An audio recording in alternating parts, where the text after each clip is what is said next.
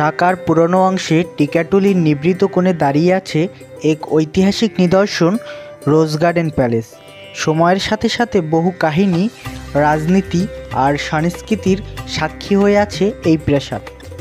ঊনবিংশ শতাব্দীর শেষ দিকে জমিদার ঋষিকেশ দাস নির্মাণ করেছিলেন এই প্রাসাদ। তখন এটি ছিল জমিদারের বিনোদনের স্থান, যেখানে নিয়মিত আয়োজন হতো নাচ, গান, অতিথি সংবর্ধনা আর গোলাপ ফুলের সমারোহ। রোজ গার্ডেন শুধু একটি স্থাপনা নয়, এটি বাংলাদেশের রাজনৈতিক ইতিহাসের এক অবিচ্ছেদ্য অংশ। 1949 সালে এখানেই অনুষ্ঠিত হয়েছিল বাংলাদেশ আওয়ামী লীগের প্রতিষ্ঠা সভা। সেই মুহূর্ত থেকে এই স্থাপনা স্বাধীনতা আন্দোলনের ইতিহাসে বিশেষ গুরুত্ব পায়।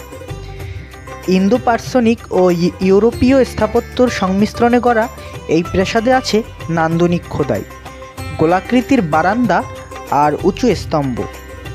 গোলাপ বাগানের সুবাসে এখনও যেন ইতিহাসের ছোঁয়া মেলে। দীর্ঘ সময় অবহেলায় পড়ে থাকার পর বর্তমানে রোজ গার্ডেনকে সরকার অধিগ্রহণ করেছে।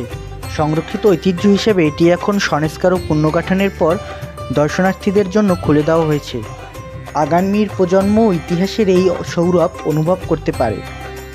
রোজ গার্ডেন শুধু ইট পাথরের প্রাসাদ নয়, এটি বাংলাদেশের সাংস্কৃতিক আত্মার এক অংশ। প্রতিটি স্তম্ভে, প্রতিটি গোলাপে লুকিয়ে আছে সময়ের গল্প।